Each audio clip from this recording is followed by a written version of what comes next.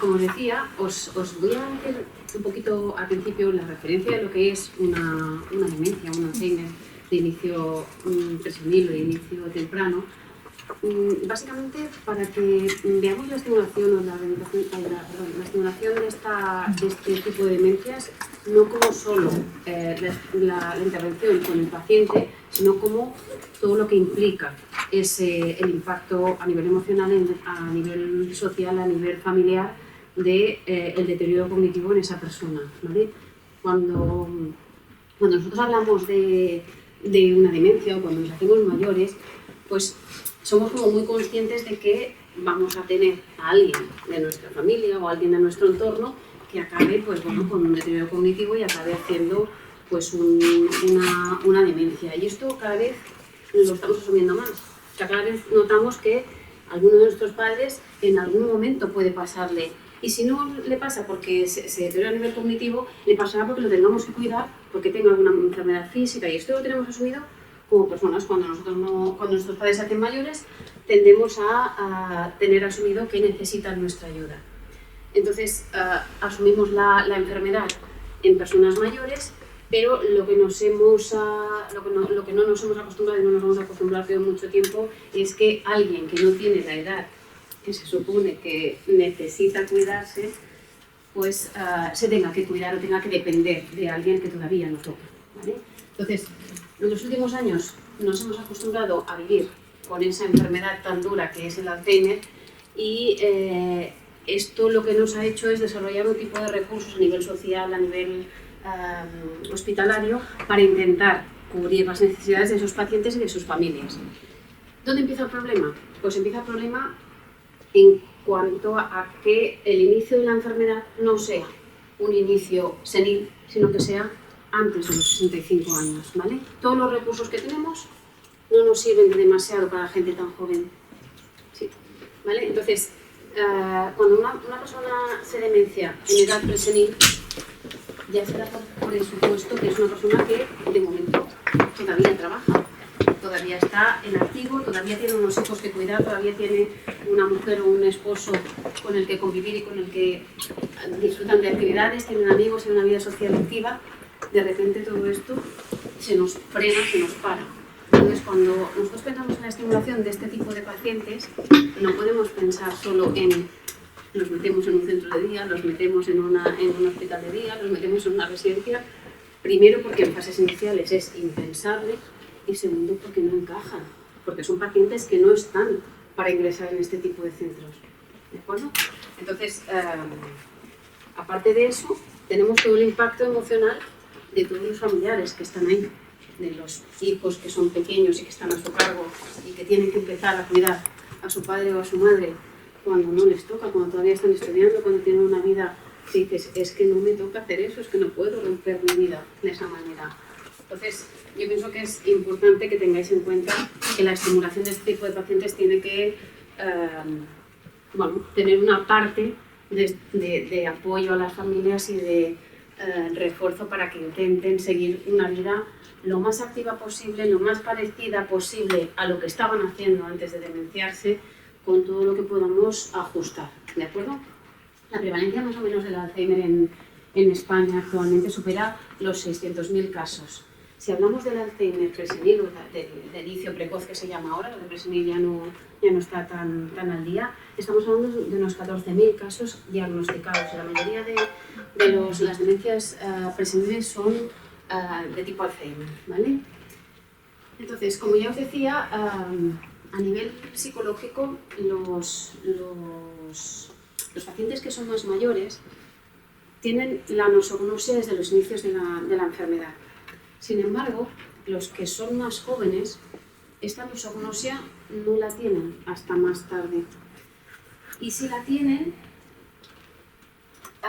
no se justifica a nivel emocional el hecho de que no se puedan explicar por qué no les dejan trabajar, por qué les quitan el coche para conducir, porque realmente ellos no ven que no puedan conducir, por qué no pueden seguir haciendo las tareas que hacían en su trabajo aunque le hayan dejado trabajar más o menos durante otro tiempo, por qué le están cambiando cosas, por qué no les dejan ir a comprar o sacar dinero o invertir en algo que ellos quieran, por qué no les dejan tomar decisiones. esto a nivel emocional afecta. Y afecta de tal manera que muchos de ellos, en estas fases iniciales, que hay veces que ni siquiera está el diagnóstico, desarrollan trastornos de conducta por culpa de ese enfrentamiento a la negativa, dejarlos hacer una vida que estaba activa y que nadie les había cuestionado hasta ese momento. ¿De acuerdo? A nivel económico también hay un impacto. Dejas de trabajar, estás en activo y no es que tengas los mismos gastos, es que los gastos se triplican, porque la persona que está conviviendo contigo, los hijos, si es un señor, la mujer normalmente también trabaja, no puede dejar de trabajar porque necesita seguir ganando dinero para seguir manteniendo la familia. Los hijos tienen que seguir estudiando, con lo cual necesitamos a alguien que cuide de esa persona y ese alguien tiene que cobrar un dinero, con lo cual es una despesa que no somos un gasto económico añadido a todos los gastos que pueda comportar. Dejar el trabajo es una de las consecuencias y la cantidad de dinero que tienes que asumir para cuidar a esa persona es otro. Todo esto acaba afectando no solo a la autoestima del paciente, sino también a la autoestima y al nivel emocional de todos los que están a su alrededor. También tenemos consecuencias. Mirad, hay veces que lo que te impacta cuando estás trabajando te encuentras a una persona que te viene y que tienes que hacer el diagnóstico de una enfermedad neurodegenerativa en una edad tan temprana. Yo ahora tengo un paciente de 42 años que está demenciado y no viene con los hijos, no viene con la mujer, viene con los padres. O sea, son los padres que van a cuidar de ese hijo para que la mujer siga trabajando y para que los hijos sigan estudiando. O sea que ver cómo unos padres tienen que cuidar de un hijo cuando ya era absolutamente independiente. Este chico de 42 años que os digo es un chico que trabaja, que tenía una empresa y que, bueno, se dieron cuenta de que todo no estaba yendo como antes porque las gestiones económicas no iban bien y han tenido que cerrar la empresa porque no había nadie que asumiese el lío que había hecho él por no gestionar bien, porque no estaba en condiciones para gestionar la empresa en los últimos meses. Entonces son los padres los que han tenido que asumir el cuidado. Esto impacta. Si lo ves como profesional, pues imagínate en el domicilio, que tú lo que piensas es que a mis hijos no me tengan que cuidar, a mí que me lleven a algún sitio, cuando de repente te vuelve alguien a casa y dices, lo tengo que asumir yo, y con las consecuencias que comporte, ¿vale? Entonces, todo esto supone una mayor sobrecarga, por lo que os decía, porque ya no solo es la cuestión de tengo que cuidar a una persona, sino tengo que cuidarla en una edad en la que yo necesito estar en activo, o bien trabajando, bien estudiando. A nivel sociosanitario, como os he dicho, no nos sirven los recursos que tenemos. Yo, por ejemplo, he buscado, no para este chico solo, sino para otros, he intentado buscar recursos en los que pacientes jóvenes pudiesen ir y no están adecuados ninguno con el perfil de los pacientes. Puedes encontrar centros psiquiátricos, puedes encontrar centros de estimulación cognitiva en daño cerebral, puedes encontrar cosas, pero nada está adecuado al tipo de paciente del que estamos hablando. No tenemos todavía un recurso para pacientes tan jóvenes. Nos falta experiencia en este ámbito y nos falta el tener alguna vía de salida cuando tenemos un problema así, ¿vale? Otro de los problemas que tenemos en estas fases, como os he dicho antes, muchos de ellos empiezan la clínica a nivel conductual, de trastorno de conducta, antes que en edades seniles. Con lo cual, el manejo de esta sintomatología más conductual, más psicológica, hace difícil que se puedan ingresar en según qué centros, porque no toleran, porque están más irritables, porque están más agresivos. Entonces, a pesar de que podríamos decir, bueno, si estuviesen más tranquilos y tal, pues los hombres quizá no tanto, pero las mujeres hay algunas que dicen, bueno, si los ponemos en un centro de día, en algún centro de estos que es más terapéutico, con el grupo que menos evolucionado está, y le vendemos que viene como, yo qué sé, como voluntaria y tal, a lo mejor la podemos enganchar por ahí, pero cuando hay problemas de conducta, esto no se puede hacer de ninguna manera, ¿vale? Entonces, tenemos el problema de que tampoco los podemos mezclar, porque si los mezclas, comparan. Yo, ahora por ejemplo en el hospital, yo estoy haciendo soy la coordinadora del hospital de día de demencias del Hospital de Mataró. En el hospital de día tenemos dos grupos de pacientes para hacer estimulación en el hospital de día. Entonces, lunes, miércoles y viernes vienen los que están un poco mejor, que de esos 3-4 iniciales, y los martes y los jueves vienen los 4 más avanzados y alguno con algún 5 inicial, más no. Luego ya pasamos al centro de día. Pues tenemos una trabajadora de la casa, que es una enfermera, que se ha licenciado con 58 años. Ella sabe a lo que viene allí, porque está bastante bien. Está mal, pero aparentemente está bastante bien. ¿Qué pasa? La hija trabaja. Es hija única y trabaja también en el hospital. Entonces, están viendo lunes, miércoles y viernes y nos ha planteado si puede venir todos los días para ella poder irse a trabajar tranquila, porque no se debe dejar a la madre en su casa, porque sabe que el día que no está, no come, porque aunque le deja la comida, ella no se calienta, no va a la nevera y mira que si le ha dejado el tupper no se lo ha dejado, la llama, mamá, ponte el tupper que está en la nevera, caliéntatelo. Pues bueno, el otro día petó el microondas porque lo cambió, lo que había en el tupper de cristal que estaba para esto, lo cambió a una olla y la olla la metió en el microondas, con lo cual nos cargamos entonces, claro, la hija dice que necesito que ella vaya a algún sitio todos los días, a mí no me sirve lunes, miércoles y viernes por esto. Entonces intentamos decirle que el que viniese los martes y los jueves con el grupo que estaba un poco más deteriorado, a lo mejor era una tranquilidad para la hija, pero que para ella era arriesgado porque igual veía la diferencia. Bueno, al final, por esto de que era de la casa, dijimos, mira, lo probamos, a ver qué.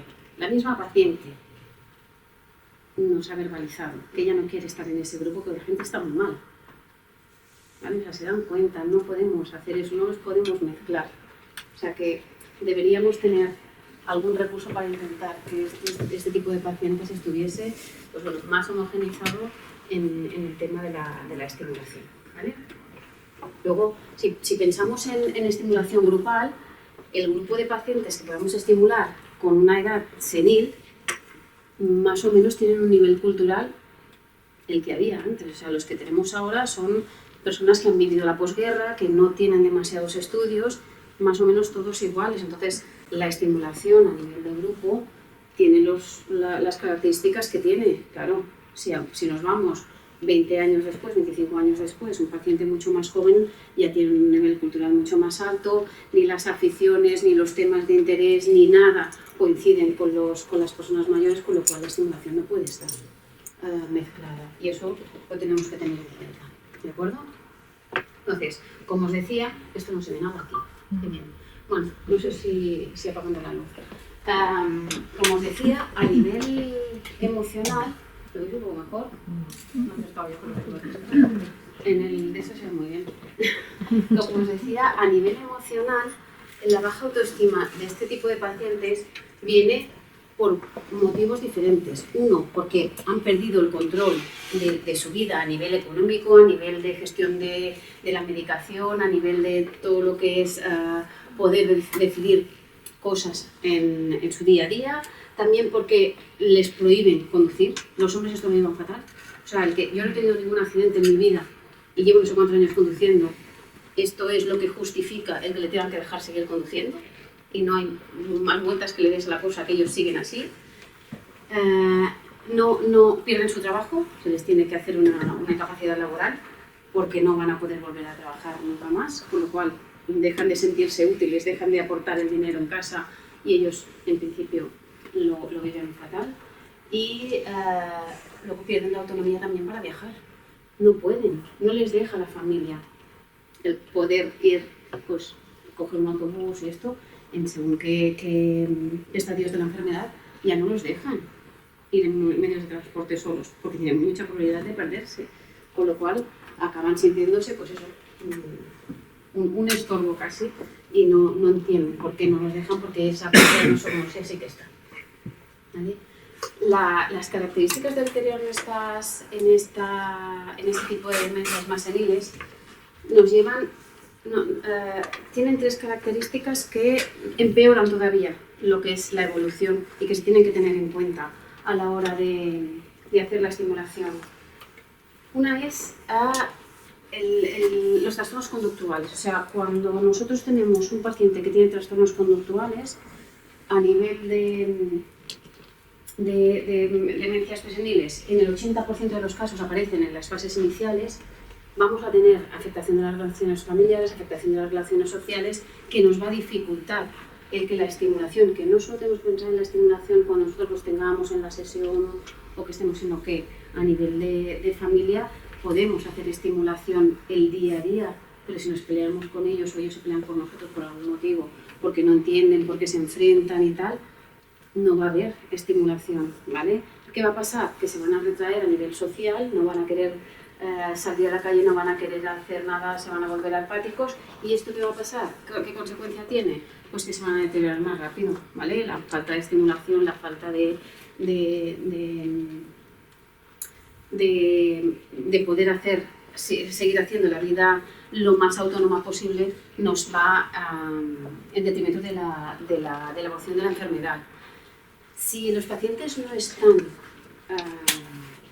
diagnosticados y estamos en esa fase de retraimiento, de apatía, de no entender por qué, de decidir ya no luchar más por lo que todo el rato nos retrae, y esto nos puede hacer fallar a la hora del diagnóstico y hay muchas veces que los confundimos con gente con afectación emocional y los diagnosticamos de síndromes depresivos, ¿vale? Que hay muchos de ellos que el primer diagnóstico que se les hace cuando empiezan el deterioro, cuando las familias son conscientes de que algo no va bien, no es que tienen un inicio de un proceso neurodegenerativo. Normalmente lo que hacen es, se les diagnostica de un trastorno depresivo, porque la clínica es de esto, o sea, están como más callados, más apáticos, más... Bueno, claro, con la afectación emocional, la baja autoestima y todo esto, evidentemente esto puede pasar. Y por último, no, y ya está. Los ámbitos de intervención, entonces, a nivel de estimulación, deberían ser no solo el paciente, sino también a la familia, al entorno, a la parte cognitiva, o sea, todas las actividades cognitivas que podamos estimular, y a la conducta del paciente. Yo a la conducta del paciente también le sumaría la conducta de los familiares, ¿vale? Porque eso nos va a ayudar a poder llevar una mejor estimulación. Ahora me estoy acordando que me parece que con un grupo que hay aquí, lo hablé en clase, que uno de los pacientes que tengo, que es joven, con 45, 46 años, quería coger el coche, ¿vale? Quería conducir. ¿Cuál era el problema? Que los hijos, uno con 16 y el otro con 18, 19, sabían que es, porque le había hecho la madre, la abuela, el abuelo, cuando papá quiera coger el coche, esconderle las llaves, hacer lo que sea, pero no le dejéis coger el coche, que no puede, que se puede matar, que puede matar a alguien, no sé qué, no sé cuánto. Total. En casa habían cosas como el padre ir a coger las llaves del coche para conducir y los hermanos, uno en un lado y otro en el otro, y pasándose las llaves del uno al otro para intentar que el padre no las cogiese. Claro, aquí dices, ¿qué hago? O sea, ¿dónde trabajo? ¿En la conducta del paciente? Perdón, acabo de cambiar la diapositiva. ¿En la conducta del paciente o en la conducta de la familia? ¿Quién tiene que cambiar? En este caso, perdón, en la de la familia claramente, o sea, el paciente no va a entender, por muchas veces que le expliquemos, que no puede conducir. La estimulación aquí sería a nivel familiar. Tenemos que intentar buscar estrategias para que no se tengan que pasear las llaves, para que el padre tenga que estar, ¿vale? Entonces, aquí tenemos que trabajar en la familia. La conducta de la familia muchas veces implica el que el paciente pues, sea más agresivo, más irritable, y que provoque esos trastornos de conducta que estamos intentando evitar por otro lado. ¿Vale? Los trastornos de conducta, sobre todo en este tipo de pacientes, afectan en el rendimiento laboral o en el rendimiento doméstico, en el estado de ánimo, porque provocan depresión y irritabilidad, afectación de la memoria reciente. Se suma el hecho de los olvidos de las citas de los médicos o que han quedado con los amigos o donde he dejado las cosas y tal. Cuando estamos enfadados, cuando estamos preocupados, todavía cuesta más hacerlo. Los problemas atencionales se incrementan muchísimo. El problema incluso de la denominación, de la falta de encontrar la palabra aquella que queremos decir cuando estamos hablando, también y provocan más aislamiento social, como hemos dicho, dificultades en la toma de decisiones y desorientación.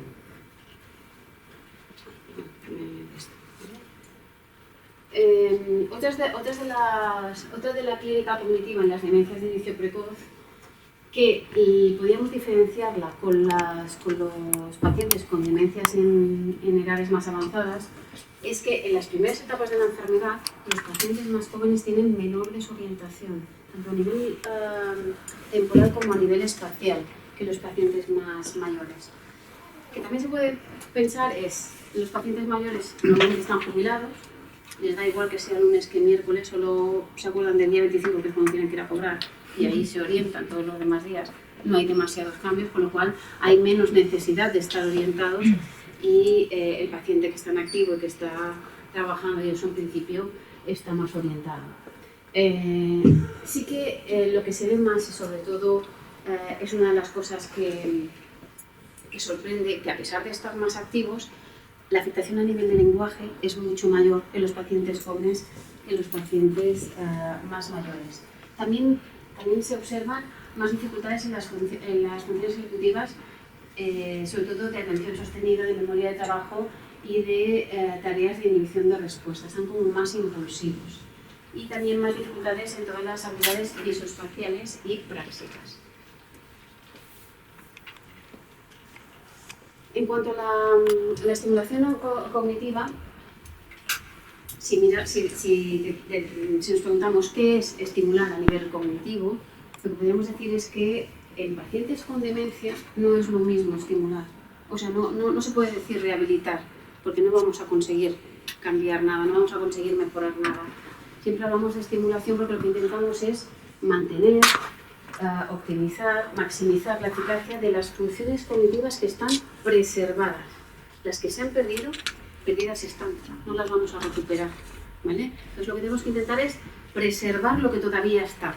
Si el paciente todavía es capaz de ir a comprar, pero se olvida de alguna cosa de las que tiene que comprar, vamos a entrenarlo en hacer listas y que se lleve la lista y que siga la lista en el supermercado. Si todavía no se desorienta, vamos a intentar que para alargar el proceso de que pueda ir al supermercado y sepa dónde están todos los de esto, pues vamos a hacerle el recorrido del supermercado y vamos a decirle que siempre tiene que ir haciendo eses por todos los pasillos y en el momento determinado en que veamos en que no es capaz de atender o de ir fijándose en todos los de esto, pues le señalaremos pasillo número 1. Antes habremos ido al supermercado, evidentemente. Están las legumbres, la harina, no sé qué, no sé cuánto. Sabiendo más o menos lo que compran, siempre, porque todos tenemos una rutina a la hora de comprar y más o menos siempre compramos lo mismo, ¿no? Pues sabiendo lo que compramos, lo que tenemos que hacer es crearles la rutina que siempre sea la misma, con todo lo que compran más o menos localizado, para que sigan siendo autónomos durante más tiempo, ¿vale? Entonces, eso es lo que tenemos que preservar, lo que ellos todavía puedan hacer. Si ellos no pueden hacer la declaración de la renta porque ya se han hecho un lío 2 veces y al final se han enfadado muchísimo y no les ha salido, pues cuando llegue la hora de hacer la declaración de la renta, si no se acuerdan de que lo es, pues mejor, porque no tendríamos un enfado. Y si se acuerdan de que es la declaración de la renta, pues decir, oye, pues si nos han enviado la que hacen directamente desde Hacienda y mira, se ha llevado al gestor y me ha dicho que sí, que está bien, es mentira, no la ha hecho, pero lo voy a hacer así, ¿vale? Entonces nos quitamos el problema y fuera, no discutimos con él, no vale la pena, porque sabemos que no lo va a hacer, que por muchas ayudas que le demos, por mucha estimulación que queramos hacer, para que si lo ha perdido no lo va a recuperar, ¿vale? Entonces los objetivos de la estimulación es intentar toda esta sintomatología de falta de autoestima, de sentirse que no está sirviendo para todo lo que debería servir o para lo que servía antes y esto, pues que intente aumentarla haciéndolos sentirse útiles. Cuando son personas mayores decimos, pues si puede seguir cocinando, si puede seguir ayudando en la cocina, vamos a dejarlo que ayude. O si puede seguir yendo a buscar a los niños al colegio, a los nietos, porque los nietos no tienen 3 años, sino que tienen 12, y si el yayo se desorienta, el nieto va a ser el que lleve al yayo a casa, algo. Vamos a dejar que lo haga durante más tiempo, ¿vale? Cuando son jóvenes, lo que tenemos que hacer es intentar que sigan haciendo las mismas cosas para que ellos se sigan siendo útiles. Vale, ya no puedo trabajar, pero sí que puedo hacer otras cosas a cambio. Y ayudo a mi mujer en las cosas de casa y yo cuando llega ya le he hecho la compra o ya he ido a de esto, o he ido yo a la reunión del niño que dices, el profesor ya lo sabe y me ha hecho un mail a mí con lo que le ha dicho a él para que tenga toda la información, pero le dejo que tenga esa responsabilidad para que se sienta bien, ¿vale? Porque así de esta manera no solo mejora la vida del paciente, sino también la del familiar, porque lo ve más tranquilo, lo ve más animado y eso le ayuda, ¿vale? El objetivo final es ese. Como objetivos intermedios tenemos otros, ¿no? Que frenen el deterioro cognitivo, que sean capaces de mantener todas las actividades que puedan hacer, que estimulen su identidad y su autoestima, que incrementen la autonomía personal, que minimicen el estrés, etcétera, etcétera. Entonces, cuando hablamos de estimulación cognitiva, hay diferentes tipos de terapias que se pueden hacer a nivel cognitivo y a nivel conductual y entre ellas a nivel cognitivo pues entrenar atención, memoria, lenguaje, praxias, náuseas, etcétera, con el tipo de ejercicios que sea, terapias de orientación a la realidad, reminiscencia, programas individualizados, musicoterapia, actividad física, etcétera. A nivel conductual, técnicas de modificación de conducta, pero no para el paciente solo, sobre todo para la familia. No nos equivoquemos. Como os he dicho al principio, la estimulación cognitiva de pacientes con demencia, si son mayores también, pero si son jóvenes con más de esto, es para todo un bloque de personas, no solo para el paciente.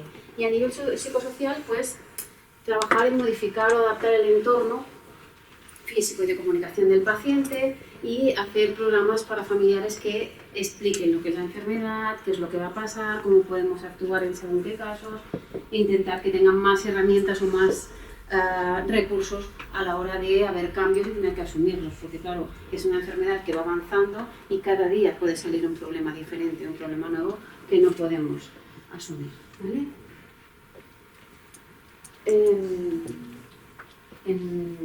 En el caso de las demencias en edades precoces tenemos un problema que no lo he dicho antes y que se agrava y es la velocidad del deterioro. Es mucho más rápida que en pacientes mayores.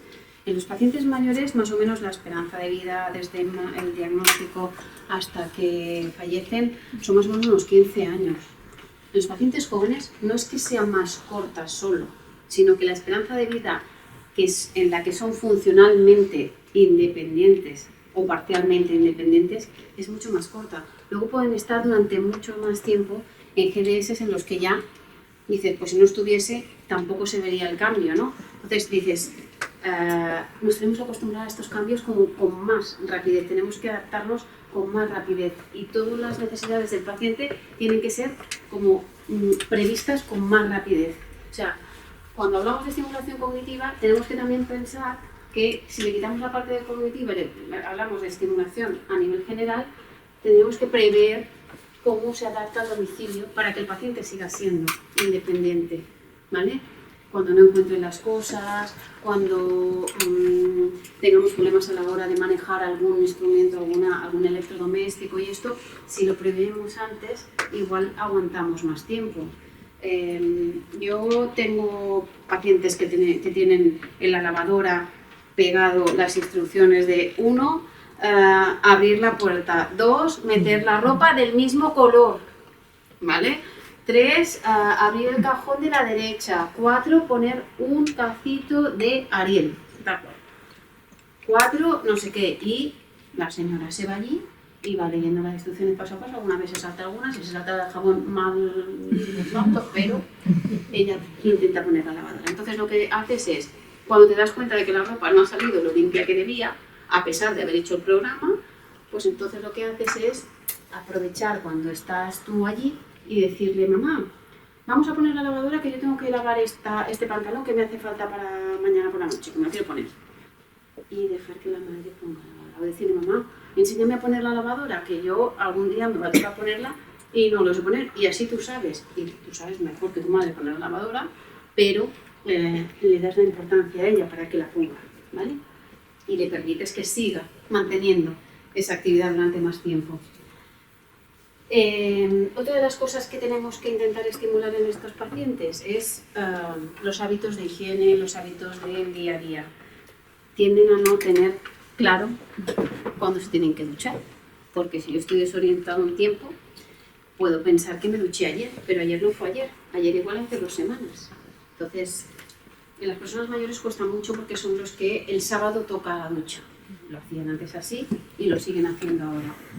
Nosotros ahora ya tenemos más el hábito de ducharnos cada día y esto es menos difícil de que sea rutinario, pero sorprende porque se pierde.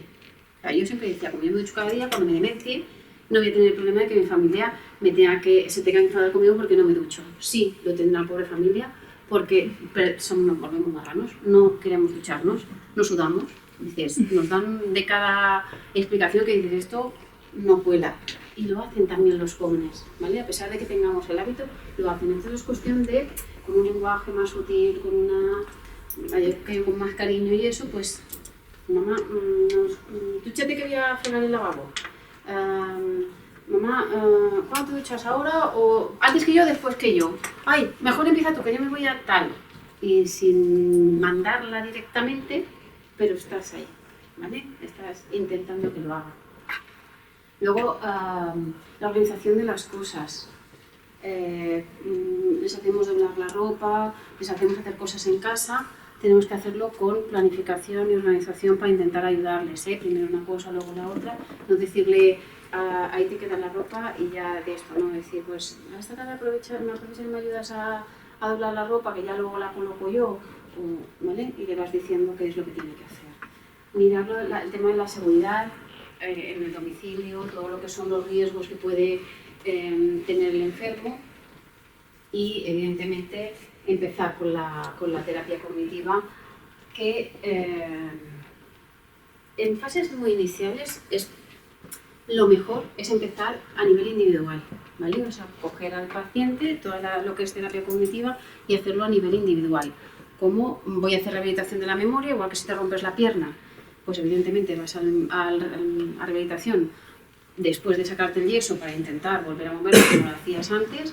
Ellos tienen que ver la terapia cognitiva como una rehabilitación que va a ser durante un tiempo, no sabemos cuánto, pero que va a ser así. Y luego la parte más conductual, pues evidentemente yo creo que lo que tenemos que intentar es que la persona esté tranquila porque vea que le estamos no mandando las cosas, no imponiendo las cosas, sino dejando que decida.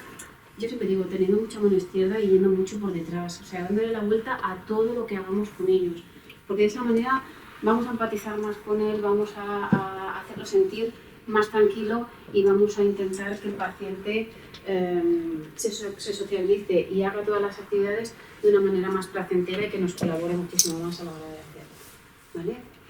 A nivel de intervención conductual, con el paciente se pueden hacer técnicas de relajación, se puede hacer musicoterapia, se puede hacer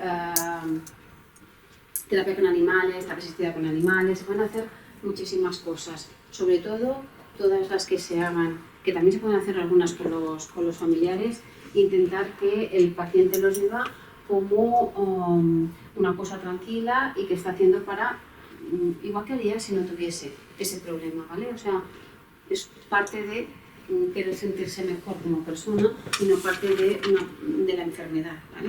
Lo tenemos que tratar como eso, ¿de acuerdo? El cuidador, tenemos que trabajar con él también el que respete las cosas del día a día del paciente. Hay cuidadores que son muy invasivos, no son capaces de dejar que hagan porque tardan mucho, porque resulta que si lo hago yo voy más rápida, o porque no se aclara y no hay manera, o porque dices, hombre, a lo mejor si tú lo dejas un poco más lo haría él solo, si no se aclara, pero si le dejas solo un trocito de la actividad y no toda, a lo mejor sí se aclara, ¿vale? Entonces es cuestión de intentar hacerles razonar cuáles son las partes de las actividades que el paciente realiza que podría hacer por él mismo solo y permitirle que se las haga. Que no intenten, que cuidar no es hacerlo ellos, que cuidar es permitir que el paciente tenga ese espacio de actividad que sí que se sienta tranquilo haciendo porque la sabe hacer. No forzarlos a hacer cosas que no saben, porque los ponemos nerviosos, pero sí dejarlos hacer lo que sabemos que pueden hacer. Nos van a preguntar 18 veces en una hora dónde he puesto mi bolso. Y le dices, mamá, o María, o quien sea, la has dejado en la entrada, colgado en la percha. Ah, vale, se va a la entrada, vuelve. Cuando está otra vez en el comedor, ¿dónde deja el bolso? En la entrada, no sé qué. Llega un momento que como humanos que somos, te he dicho ya que le has dejado en la entrada. No me lo preguntes más veces que me has preguntado muchas. Bueno, okay, somos humanos, se perdona, pero no es lo que necesita el paciente, ¿vale? O sea, si lo ha preguntado 18 veces, es porque la vez 18 no se acuerda de que le había preguntado antes, si no, no lo haría. En su cerebro no se graba la información, con lo cual tendríamos que responderle la vez 18 de la misma manera que le hemos respondido la vez 1, ¿vale? Con el mismo agrado, con el mismo cariño y con la misma intencionalidad. No se acuerda, lo hace por eso. Su disco duro no graba. Siempre lo explico de la misma manera, me lo habrás escuchado muchas veces. Yo les explico a las familias. La enfermedad de Alzheimer es una enfermedad que tienen los pacientes, y la comparo con los ordenadores, que dices, me falla la memoria. Y la memoria me falla porque no me deja grabar nada, mi cerebro, de lo que es nuevo. En un ordenador, cuando tú tienes el disco duro lleno y quieres meter una información, te sale un cartelito que te pone no hay espacio en la memoria, ¿sí o no? La habéis desde todos. Y lo que quieras intentar grabar no cabe y no se graba. Eso pasa en el cerebro de una persona con Alzheimer. Con lo cual, por muchas veces que tú le digas dónde está el bolso, no se grabará. Te lo volverá a preguntar porque no se ha grabado. Y como no se ha grabado, tenemos que volver a decírselo de la misma manera, con el mismo cariño.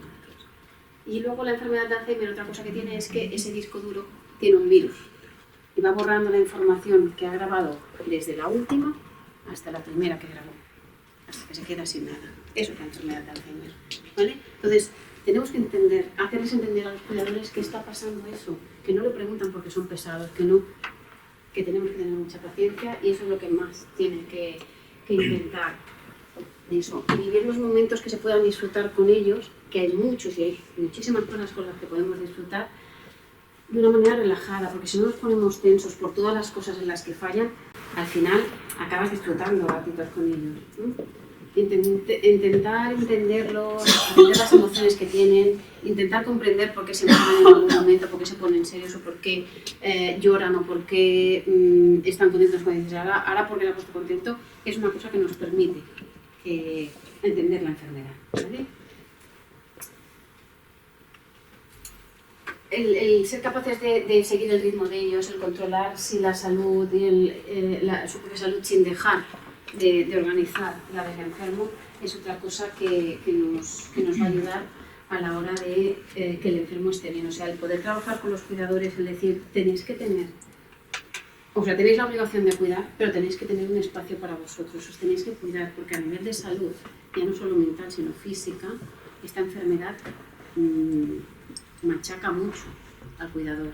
Entonces ¿vale? Los protegemos a ellos como enfermos, pero os tenemos que cuidar a vosotros, y os tenéis que cuidar vosotros para que sigáis cuidándonos durante más tiempo, porque en el momento que vosotros flaqueéis, nos quedamos con dos, con el enfermo de Alzheimer y con el cuidador.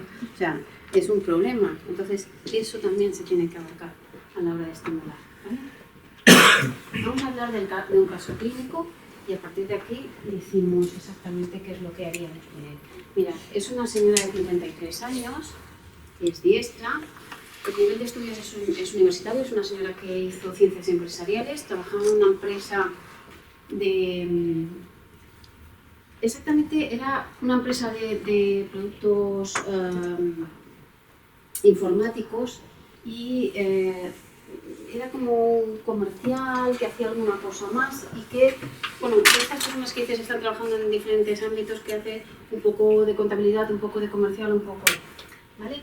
No tenía ningún antecedente a nivel de deterioro cognitivo de interés y se le hizo una resonancia magnética craneal y estaba dentro de la normalidad, pero a pesar de ello, lo que explicaba ella y el marido que vinieron es que le costaba mucho hablar, tenía problemas de disnomia, o sea, se quedaba parada porque aquella palabra que quería decir en aquella conversación no la encontraba, entonces tenía un lenguaje espontáneo como con mucha dificultad. Otra cosa que le pasaba es que a la hora de escribir, claro, una señora que todavía estaba en activo y su trabajo tenía la necesidad de escribir, notaba que le costaba, se atrancaba cuando había alguna palabra más larga, alguna palabra polisilábica, palabras que a lo mejor no eran tan corrientes a la hora de escribir en ella, en su vocabulario normal, se quedaba como trabada y no podía escribirla. No sé cómo escribirla y se quedaba ahí frenada. Y otra cosa que había notado también es a la hora de conducir que en los recorridos, ella trabajaba en Barcelona, vivía en Mataró, miren, no somos de boleta. Vive en Mataró y trabajaba en Barcelona, entonces dejó de ir en coche y empezó a ir en el tren porque se daba cuenta de que todo lo que era el recorrido normal, ella el de siempre, el habitual, lo hacía. Pero las obras de las glorias, han cortado la calle esta porque está no sé qué, cuando la desviaban para otra calle, podía estar media hora buscando la calle de antes para volver a reubicarse y de esto le pasó 3 veces y a partir de ahí dijo me voy en tren y en metro y ya está porque no puedo, porque me pongo muy nerviosa, entonces cuando me colapso ya no encuentro el camino de ninguna de las maneras y entonces ya llego al trabajo y todavía me cuesta más hablar, todavía estoy peor a nivel de esto. ¿Ves que no hay ningún problema de memoria que ella diga? Normalmente los pacientes con Alzheimer en fases más seniles, la primera queja es fallos de memoria. No refieren fallos de memoria, refieren fallos de lenguaje. Podría, ¿vale? Explicamos un poquito que se llama Montserrat, que explica que hace aproximadamente 1 año nota problemas a la hora de expresarse, trabaja como comercial en una empresa de software desde hace muchos años y sus compañeros, sus jefes lo han notado. Pasa de un tema a otro sin acabar ninguno cuando explica, con lo cual cuando lo hace por teléfono todavía es más caótico porque claro, si intenta vender un producto pero no te acaba de explicar ninguno, pues acaba no oyendo nada, ¿vale? El marido también explica que tiene dificultades a la hora de comprender lo que se le está diciendo cuando hablamos con ella muy rápido. Olvida alguna cosa que va a buscar cuando llega a la habitación donde está. Pero ella explicaba, pero luego cuando me vuelvo donde lo he pensado, entonces me acuerdo y entonces tengo que volver a ir. Pero me acuerdo. Digo, esto también me pasa a mí. ¿No? Me quiero decir, voy a buscar no sé qué, cuando que venía a buscar, y te vuelves y dices, mira, ahora me acuerdo. La ve más lenta cocinando. Le cuesta conducir porque se pone nerviosa cuando va por lugares desconocidos e incluso le cuesta salir marcha atrás de su parking en el que siempre había tenido aparcado el coche. ¿Vale? El marido explicaba básicamente que el coche pues lo tenía como 10 o 12 años en el mismo parking, tenía que echar para atrás, girar a la derecha, entonces ya salía directamente. Había rayado el coche 3 veces porque no calculaba el espacio de las columnas que tenía en el parking cuando giraba, ¿de acuerdo? Ahora se desorienta, también nota mayor torpeza motora y explican que en una ocasión se fueron al Carrefour y fue a coger el carro de la compra del Carrefour y a meter la moneda y no acertó a meter la moneda, o sea, no hubo manera de poder meter la moneda en el carro de la compra. La ve más lenta, ya lo he dicho antes, alguna vez también empieza a hacer diferentes cosas en el mismo momento y va saltando de una a otra hasta que las acaba, es como un TDAH, pero en señora más mayor, o sea, teníamos que hacer la comida y teníamos que planchar y teníamos que no sé qué, y antes ella hacía la comida y cuando ya la tenía en el fuego y a lo mejor de esto, entonces se iba a tender la ropa o ponía tal, y ahora dejaba una cosa a media, se iba a la otra, no la acababa, se iba a la otra, y decía, es que le cuesta organizarse, le cuesta planificar todo lo que tiene que hacer. Al marido no le parece que sea un problema de memoria, ¿vale? O sea, no tiene la sensación de que se olvide de las cosas. Ella además se ve más lenta haciéndolo todo, se siente muy insegura, incluso a la hora de caminar le cuesta mucho concentrarse, está más apática, últimamente ha perdido las ganas de comer y en los últimos días ha cambiado varias veces de firma porque no le sale la que había utilizado hasta ahora. El nombre le sale, pero el garabato no le sale. A la hora de escribir también nota que no recuerda cómo se escriben algunas palabras y que ha deformado su letra. Ella no reconoce que sea su letra de antes, o sea, cuando escribe dice, pero esto no es como yo escribía antes, ¿vale? A nivel emocional últimamente está pasando una mala época, tiene a sus dos padres enfermos, su padre es dependiente funcionalmente y se ha sometido a numerosas intervenciones quirúrgicas en los últimos 4 años. Ahora tiene una cuidadora y su madre tiene un síndrome depresivo crónico y en estos últimos años ha tenido 3 intentos apolíticos, el último hace unas semanas. Actualmente está en una residencia y le preocupa el tema económico que suponen los gastos que comporta cuidar a los dos padres. También está preocupada por su trabajo porque su empresa la ha comprado una multinacional y tiene miedo de que hagan reducción de personal y ella siente que va a ser la primera que vaya a la calle. ¿Sí?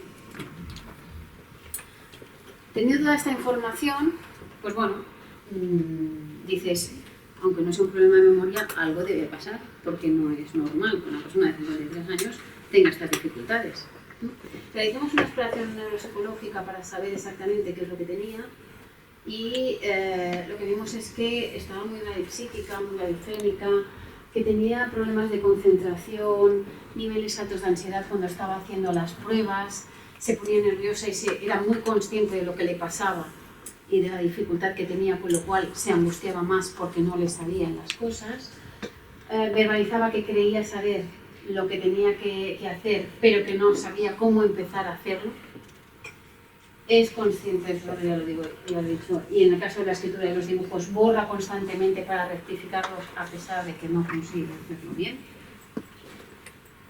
En cuanto a las funciones cognitivas, lo que notamos, bueno, pasamos un poquito de todo. Pasamos funciones atencionales, pasamos funciones de memoria, pasamos todo lo que es lenguaje, denominación, repetición, lectura, escritura, articulación, etcétera. Lo paso rápido porque luego ya os digo todo lo que hay alterado, y fluencias, funciones prácticas a nivel de idiomotriz, de imitación, simbólica, praxis locofonatorias, praxis constructivas, funciones visoperceptivas a nivel de procesamiento visoperceptivo, visoconstructivo, le hicimos el dibujo del reloj, las funciones premotoras y ejecutivas también se las pasamos a nivel, también valorar si había asimetrías o no, la capacidad de planificación, el razonamiento, la inhibición de respuesta, etc. ¿Los resultados cuáles fueron?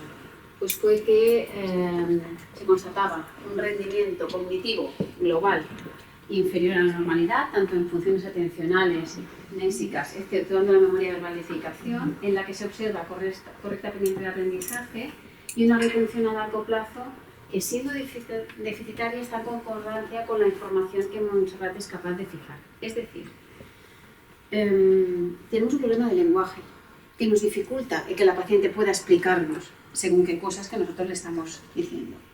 Pero sí que es verdad que cuando nosotros hablamos de una persona que pierde información, tenemos que tener en cuenta cuánta información fija, cuánta información es capaz de...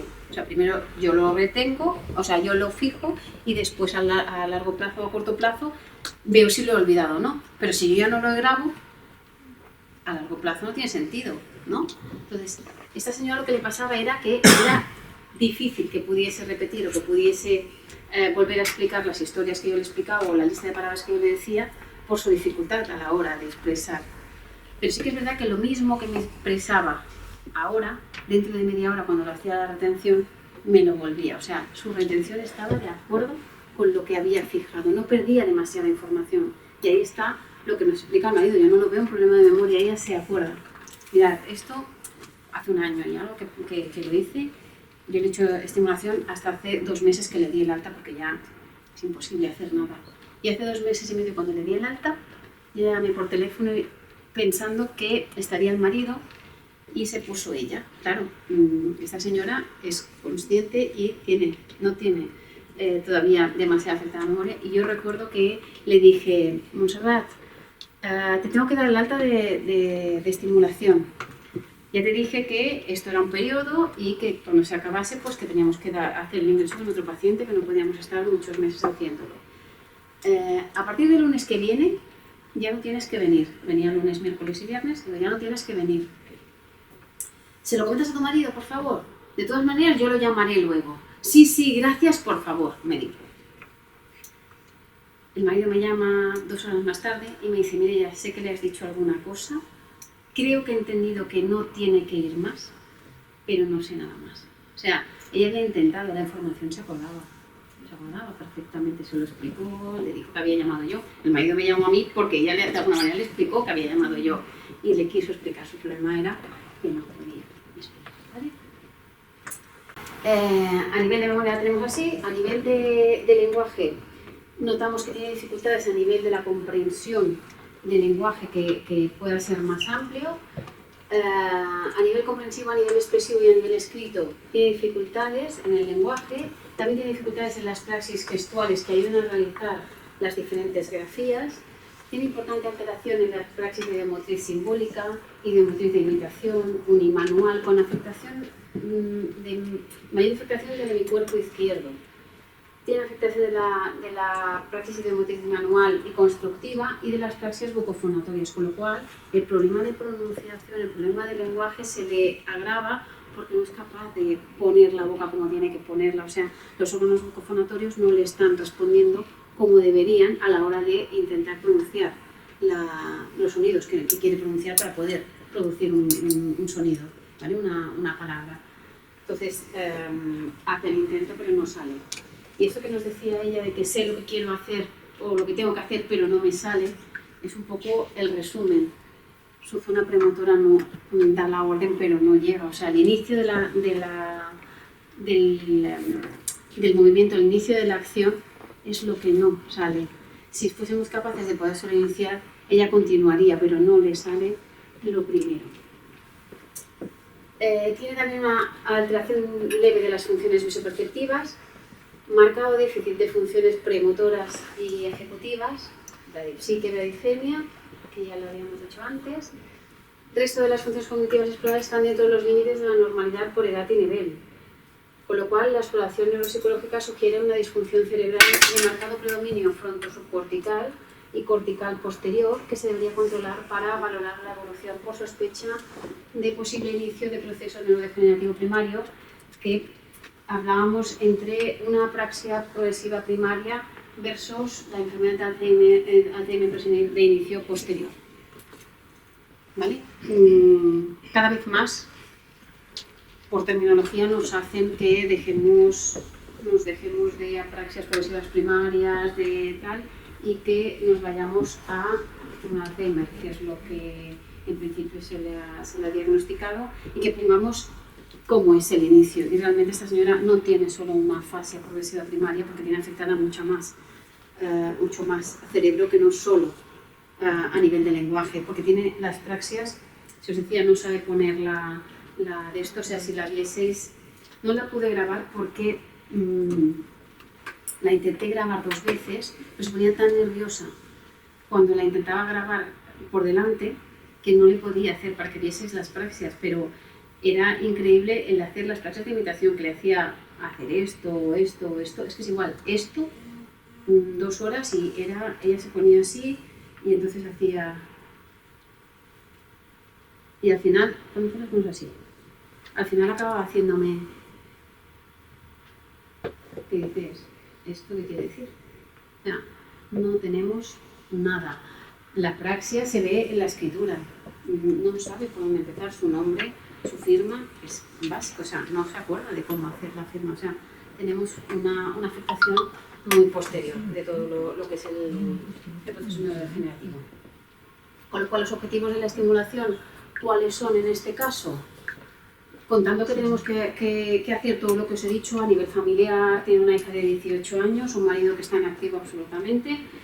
Evidentemente, con ellos hemos hecho sesiones, hemos explicado la enfermedad, hemos hecho adaptación en el domicilio, la hija y el marido saben exactamente qué es lo que tienen que hacer para intentar dejarla que haga cosas, y hemos trabajado todo esto a nivel familiar, el soporte al marido y a la hija a nivel emocional, que ha sido un shock el saber la noticia. Y a nivel de estimulación, ella pues venía a terapia hasta hace 2 meses, 3 veces en semana. A logopedia venía 1 vez en semana. El objetivo es todo lo que la tengamos inactiva lo perderemos, con lo cual vamos a tener todo lo activa que podamos. Y ella además está súper predispuesta a hacer todo lo que sea para no perder, porque es consciente del déficit, ¿vale? Entonces, como es consciente del déficit, ella quiere trabajar y quiere hacer todo lo que podamos. Entonces, iba las 3 veces en semana a la terapia, iba al logopeda, iba a otra logopeda que también era de la Seguridad Social, hacía en el hospital de Mataró, también estuvo haciendo un programa informatizado de la Goodman, que también durante unos meses se pudo hacer con ella, hasta que ya no tenía ningún sentido hacerlo. O sea, ella se puso manos a la obra para intentar frenar el deterioro, ¿vale? Trabajar para ralentizar los déficits, para ralentizar el deterioro era nuestro objetivo. Enseñar estrategias compensatorias de todas las cosas que todavía estaban preservadas, potenciar las capacidades todavía intactas, controlar esa ansiedad que vimos en la consulta que tenía cuando se daba cuenta de que no sabía hacer las cosas o que no le costaban mucho, y reevaluar constantemente el tratamiento, porque son personas, como os he dicho antes, que hacen cambios muy rápidos. No es un deterioro lentamente progresivo, sino que va rápido, ¿vale? Y aumentar la comunicación significativa con ayuda del entorno. O sea, hay muchísimas veces que pensamos, cuando nos comunicamos solo en el lenguaje oral, tenemos que pensar en ella que tenemos que buscar otros recursos, porque ese lenguaje se acabará perdiendo y no podrá comunicarse. De hecho, ahora se comunica bien poco. Entonces, lo que teníamos que intentar era pues, buscar otros recursos para que lo fuese haciendo. ¿Qué cosas tenemos que tener en cuenta? La empatía con el paciente, intentar estructurar las sesiones teniendo en cuenta imprevistos. Imprevistos quiere decir, ella tenía días en los que estaba más torpe a nivel motor y estaba más espesa a nivel de lenguaje, ¿vale? Con lo cual, tú a lo mejor habías esperado una sesión en la que decías, venga, vamos a trabajar mucho el lenguaje para intentar compensar déficits, pero si estaba espesa, no podíamos trabajarlo, porque realmente era uno de aquellos días que decías, hoy no da pie con bola, es consciente, le estoy creando más ansiedad, no es la manera. Entonces teníamos que intentar buscar o preparar como varias opciones por si acaso no había algún imprevisto, ¿vale? Intentar tener un material. Mirad, lo de las fichas y esto está muy bien, pero se acaban cansando. En el caso de esta señora, además, no es que se acabe cansando, es que tiene un problema de escritura. Pues fichas, ojo, yo puedo intentar que acabe o que siga estimulándole el trazo y eso, para que por lo menos conserve su nombre, conserve el que pueda escribir el nombre de su hija, de su marido, o el que pueda firmar, que eso sí que yo creo que lo tienes que estimular, porque es una cosa que los hace sentir independientes. Ir al banco y poder firmar es una cosa que los hace sentir bien. El que ya quiera escribir su firma y no pueda. Entonces, el que podamos seguir tratando toda esta psicomotricidad fina para intentar que se preserve el tema de la independencia a nivel de poder firmar, y esto es una cosa que depende del lápiz y el papel. Pero cualquier otra actividad la podíamos hacer con otras cosas, como por ejemplo el ordenador y la tablet, que también lo utilizábamos con ella, ¿vale? Intentar motivarla para venir a la consulta, siempre hacer, para venir a la estimulación, siempre intentar hacer cosas que la motivasen y que las viese útiles. Hacer fichas sin ningún sentido, sin que ella viese la utilidad, no nos servía para nada, ni para ella ni para ninguno, pero para ella sobre todo. ¿Ella qué quería? Tener un día a día normal, poder ir a comprar, que pudiese pedir las cosas y no tener una manera de poder pedirlas. Empezamos haciendo listados de qué cosas compraba normalmente, y ahora se ha ido de alta teniendo fotos de lo que tiene que comprar y sigue yendo a comprar. Fuimos a hablar con la señora de la tienda, la que siempre compra, que es un supermercado que tiene muy cerca de su casa, y sigue yendo a comprar sola, pero va con su libreta. Hicimos una libreta con sus fotos de cosas y ella es capaz de buscar y decirte esto es lo que quiero y luego pasa a la página y esto, y entonces al lado pusimos diferentes cantidades de gramos, de unidades y tal, y también sabe decidirlo, ¿vale? De momento está perdiendo la capacidad de leer. Lo que pasa que sí que es verdad que por memoria visual lo que es 100 gramos, 1 kilo y esto todavía no es lectura, es memoria visual, entonces sí que te sabe decir 1 kilo de tomates, ¿vale? Entonces busca los tomates y al lado de los tomates tenemos 1 kilo, medio kilo, 250 gramos. Esas son las cantidades que hay, ¿vale? Entonces yo me acuerdo de un día que decía, quiero hacer eso que es de tomate, me lo explico como pudo, de tomate que se trituran con pepinos, no sé qué, no sé cuántas, no salía gazpacho, ¿vale? Entonces decía, pero no, y pasaba, y entonces me va y me dice así, 1 kilo, medio kilo, no, hacía así, no, voy a decir, con 1 kilo no tengo bastante. Y entonces le dije, ¿y qué hacemos? Y ella me dijo, pues no sé, te lo estoy preguntando a ti. Y entonces resulta que claro, yo le hacía razonar porque el problema es que ella razona, ¿vale? Y ella te explica. Entonces yo le dije, si te pasa esto alguna vez, no te colapses, tienes recursos, ¿qué puedes hacer? Y entonces me dice, ya lo sé. Y digo, ¿qué? Entonces se va a los tomates y yo le dije, yo soy la de la tienda, ¿cómo me lo haces? Entonces me dice, me hace tomate y 1 kilo. Y le digo, vale, ¿y quieres más? Dice, sí. Entonces la de la tienda se supone que no lo sabe, ¿tú qué le dirías? Y le diría, y hizo, tomates 1 kilo, me decía. Y entonces y yo digo, ya, pero te dirá, mira, tómalos que ya los tienes. Y me dijo, espera. Y digo, vale, espera, que dice, otra vez, tomates 1 kilo. Digo, vale, pues ya está.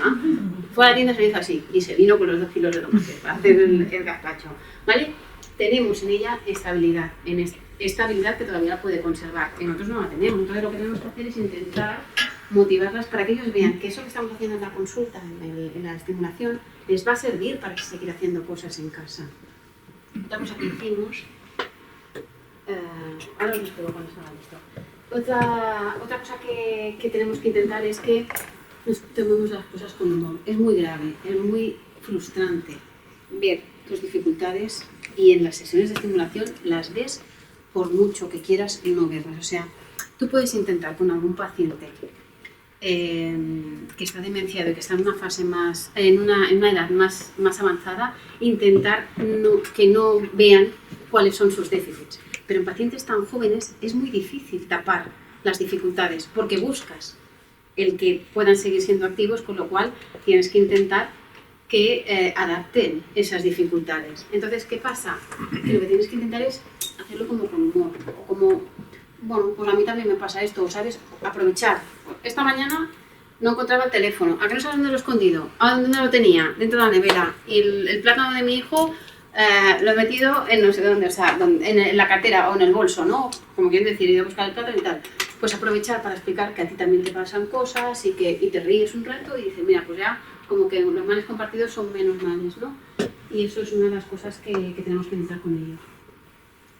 Otra cosa a tener en cuenta es la frecuencia y la intensidad de las sesiones, dependiendo del paciente, querrá hacer más o querrá hacer menos, eso nos tenemos que adaptar, ¿eh? Hay algunos que no te lo aceptan tanto porque no son conscientes del déficit. En este caso ella, como es tan consciente, ella quería hacer mucho y hacer más porque no quería empeorar. El tiempo de respuesta a la hora de hacer los ejercicios va a aumentar, con lo cual cada vez en el mismo tiempo vamos a trabajar menos cosas y eso también lo tenemos que tener en cuenta, ¿vale? También valorar si tenemos alguna medicación con la que pueda haber interacción, ¿vale? Con la que nosotros nos demos cuenta que la medicación nos está haciendo un efecto que nos repercuta en la estimulación. Conocer la enfermedad, la degeneración que comporta y cuándo se le tiene que dar el alta, cuando ya no la machacamos más o no la decimos, sigue viniendo. De una manera que no lo viva como ya no se puede hacer nada conmigo, sino pues ligándola a otro recurso, ¿vale? Yo esta señora, por ejemplo, ahora la he ligado en la Asociación de Familiares de Alzheimer, hacen talleres de memoria a nivel individual. No está para ir en grupo porque es muy consciente, a pesar que está mucho más deteriorada que pacientes en fases más avanzadas que ella de la enfermedad pero no lo podemos hacer luego por lo que os decía, por la edad, porque todavía es consciente, por los intereses, por muchas cosas. Entonces, con las unidades de Alzheimer he hablado y hemos pactado, tienen posibilidades económicas, que el marido la llevará durante 2 horas y hay una auxiliar que se va a hacer cargo de la terapia con ella, pues a nivel más basal, de una manera un poquito diferente. Vamos a trabajar cosas que a lo mejor no hemos trabajado nosotros o vamos a hacer cosas diferentes. Ahora os lo explico un poquito, ¿vale? El problema de trabajo que me planteé en el momento de esto fue, evidentemente tenía una afectación de la atención sostenida y dividida. Teníamos que trabajar todo lo que es planificación y funciones ejecutivas en general, con lo cual teníamos que presentar todas las estrategias que pudiésemos en este aspecto. Teníamos una praxia muy severa a nivel de geometría de imitación unimanual, bimanual y constructiva, y eso, a mí para que me imite, me da igual si me imita o no, para que me haga dibujos, me da igual si me hace dibujos no, pero en el día a día, en las cosas de casa, sí que tengo que trabajar estas praxias. Y estas praxias se trabajan en muchísimas cosas. Igual no me adelanto las diapositivas, pero es igual, ¿eh? Se maquilla, se ducha, hace la comida, dobla la ropa, la tiende. Todo esto son praxias y necesitamos trabajarlas para que las siga haciendo, ¿vale? Con lo cual, cuando hablamos de praxias, no es dibujar. Sí que es lo de escribir, sí que es lo de trazado, pero también es toda esta parte más funcional, que es lo que más nos interesa en este caso, ¿vale? Trabajar la velocidad de procesamiento, intentar que vaya más rápido haciendo las cosas y las funciones visoperceptivas. A nivel de lenguaje, pues evidentemente intentar trabajar toda la parte de lingüística, que ya os he dicho que iba una vez en semana a logopedia, con lo cual yo trabajaba cosas, pero porque esas cosas que hacía de lenguaje me servían para trabajar otras, pues de funciones ejecutivas o de otra cosa, pero evidentemente había muchas más horas de tratamiento a nivel de logopedia que trabajaban el lenguaje específicamente, que era lo que más le angustiaba a ella, por otra parte, ¿vale? Pero sí que es verdad que se trabajaba todo lo que era la anomia, el lenguaje verbal y escrito, la comprensión verbal y escrita, la repetición de palabras y de textos, la memoria de trabajo a la hora de leer y a la hora de querer explicar cosas, la lectura, la escritura y el cálculo, que esa es otra. Lo del cálculo ya os estoy. Y nos pusimos a trabajar, ¿vale? Y para trabajar la atención sí que es verdad que hacíamos fichas de tachado de estímulos, comparativas de imágenes, buscar las 7 diferencias, textos que eran similares en los de esto. Hacíamos trabajos de atención selectiva, auditiva, y esto lo hacía bastante bien, ¿vale? O sea, el trabajar textos que tuviesen cosas diferentes, el buscar, por ejemplo, en este caso todas las palabras que eran repetidas, lo hacía y lo hacía bien. ¿Su problema cuál era? Que no podía rodearlas, que le costaba el hacer el círculo. Dices, hace lo más difícil y lo más fácil no puede. Entonces, acabamos diciendo, no hagas un círculo, táchalas. Y al final le acabé dando un rotulador de aquellos gordos, tipo estos, para que solo tuviese que hacer un punto encima de la palabra, para que no tuviese que hacer ni siquiera la raya, que te tardaba su tiempo en hacer una rayita. Entonces dije, economía de tiempo, le damos el rotulador solo con hacer clock, ya marca suficiente y ya está, ¿no? Entonces podíamos hacer más cosas en esto. Y te dabas cuenta de eso, que dices, las acababa leyendo bien, acababa encontrando bien todas las que eran, estábamos trabajando lectura, estábamos trabajando atención y suponiendo en las praxias, pues facilitábamos, ¿vale? En este, que también lo hacía, trabajamos atención alternante y memoria de trabajo, le decía, empezando por el principio y siguiendo el orden, tienes que tachar lo más rápido que puedas los números que correspondan a estas reglas. Cuando encuentres el número 1, tienes que saltar 2 casillas. Si encuentras el número 3, 3 casillas. Si encuentras el número 6, tienes que retroceder 1 casilla. Y si encuentras el número 9, retroceder 2 casillas. Es difícil el ejercicio. Vacío. Tardaba mucho, pero lo hacía. Entonces, ¿qué pasaba? Que yo ejercicios como estos, que sabía que los trabajaba y que los podía hacer y que eran útiles para poder trabajar esa área que realmente era un área memoria de trabajo y de atención alternante, lo que hacía era, se los dejaba para casa, porque ella llevarse los ejercicios para casa era como, ya tengo cosas para hacer y esto me va a ayudar a no estar peor, con lo cual, cosas que yo sabía que a mí me iban a implicar mucho tiempo, lo que hacía era, se las explicaba, porque sabía que todavía se iba a acordar cuando llegaba a casa, y las hacía en casa. Entonces, cosas más largas en el domicilio.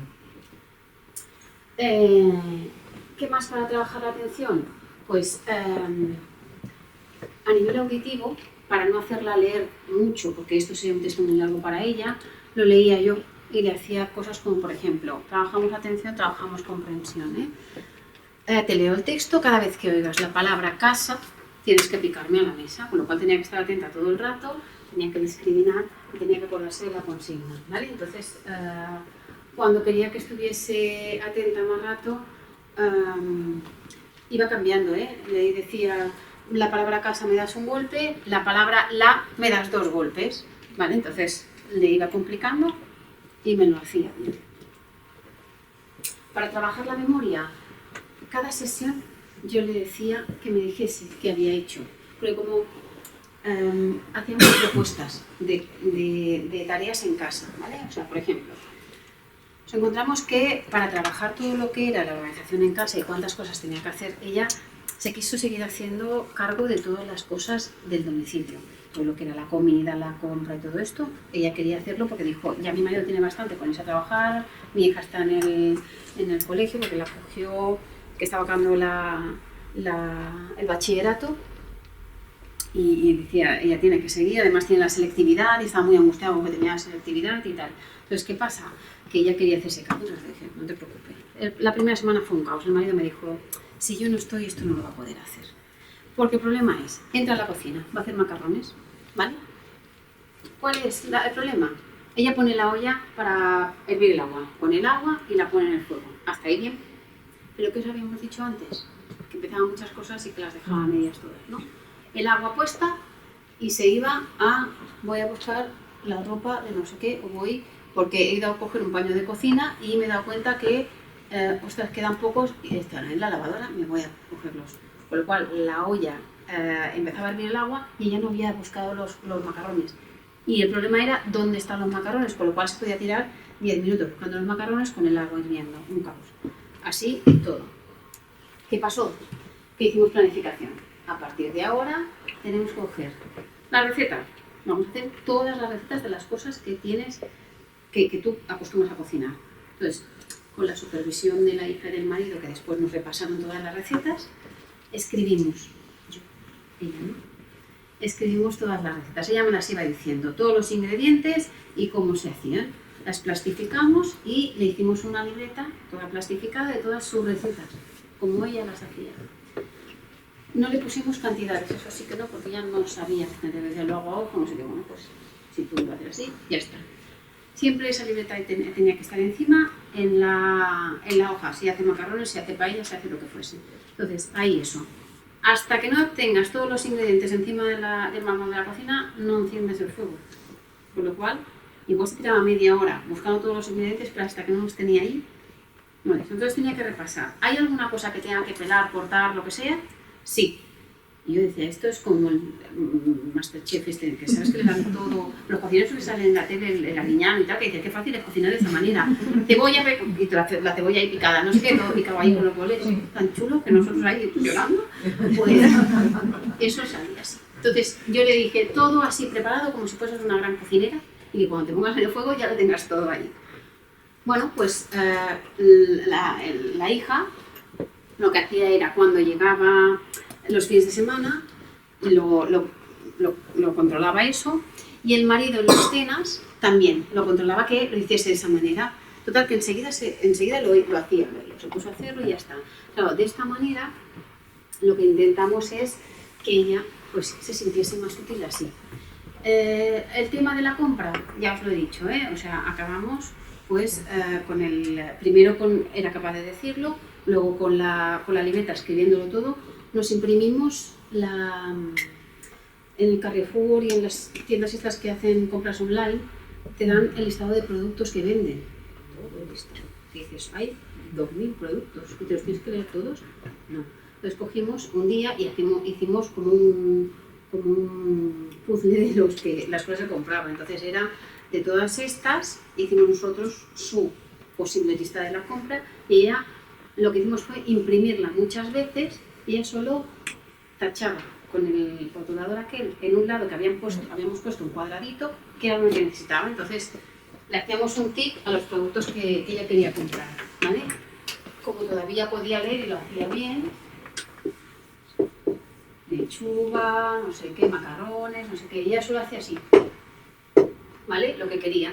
Entonces, con la lista, ella iba y no tenía la necesidad de estar escribiendo, que no podía escribir la lista de la compra, solo era esto, ¿vale? Leche, lo que sea, y ella iba con sus productos. Además, esto que hicimos así fue ordenado según la localización que había en el súper que ella va, ¿vale? Con lo cual, si nos íbamos por los pasillos, ese fue trabajo mío, irme por los pasillos y apuntarme todo. Y entonces, pues la lista de la compra es, pues si al lado de la leche está el colacao, pues leche, colacao, y después está el azúcar, ¿vale? De lo que normalmente ella compra. Lo hace así ahora, pero las cosas que tiene que pedir va con la foto. Lo demás lo sigue haciendo, lo que tiene que pedir con la foto porque no puede, se encalla de manera. ¿Vale? Entonces, para trabajar la memoria, le preguntábamos cómo ha ido lo de la compra esta semana. ¿Has tenido algún problema? Y entonces ella te explica, pues sí, pero se me han olvidado los guisantes. ¿Los tienes en la lista? Comprueba si los tienes en la lista. No le puse la marca. Ah, pues no le puse la marca, a mí también se me hubiesen olvidado. Te lo repasas para la próxima semana cuando tengas que ir, tal, vale, sí, no sé qué. Entonces le íbamos poniendo cosas. Empezó a tener problemas para maquillarse. Ella se hacía la raya esta del ojo, esta aquí, la eyeliner, ¿cómo se llama? Pues eso se lo hacía. Claro, su problema es, ahora no tiene pulso para hacerlo. Yo de maquillaje entiendo lo mínimo, pero tengo una amiga que sí entiende. Y yo le dije, Sara, ven para acá, ¿cómo lo hacemos? Y me dijo, no, tiene que hacer con lo que hace ella. Hasta ahora, que era con eso, era como un rotulador lo que ella hace de servir, la que os pintéis, como un rotulador que luego te tienes que echar producto para quitarte, porque eso no se quita, así no se quita. Total que esta Sara, que es amiga mía, me dijo, no, ella se lo puede hacer con un lápiz normal y si no, la otra cosa es que coja sombra de los ojos. Y hay unos pinceles que son muy estrechitos, que tal, que vamos a comprarlo juntas. Repasa y entonces se lo pone. Y después, con otro pincel, que también lo compramos, se hace así y se difumina. No está la raya perfecta como el eyeliner, pero tiene el de eso. Fantástico. Ella todavía se pinta de esa manera, ¿vale? Entonces, preservar eso, el que ella es coqueta y quiere hacerlo así, quiere ir bien, pues oye, tiene un problema de apraxia, pero tenemos que intentar que siga haciendo esas cosas, ¿vale? Entonces, esas eran las cosas que le preguntábamos, o cómo le ha ido a tu hija, ha aprobado el examen aquel. Estuvimos preparando, la hija hacía 18 años y tenían que hacer una fiesta. Ella quería prepararle la fiesta a su hija. Me dijo, claro, llamar a una empresa de estas que hacen un fotocall para decirle cuánto vale y cuánto mide y dónde tendría que de esto y qué fotos tendrían que poner, porque esto era inviable.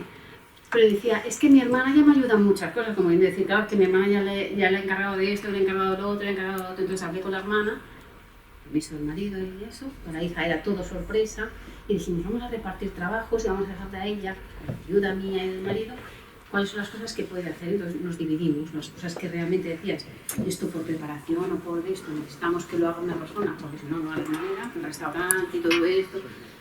Pero las cosas que ella pueda que haga, para que se sienta que está participando. Estaba súper feliz, ¿vale? Y lo acabamos haciendo. Entonces, recordar todas estas cosas, prepararlas y todo eso, intentábamos sacar su lenguaje de ahí y la memoria lo mismo.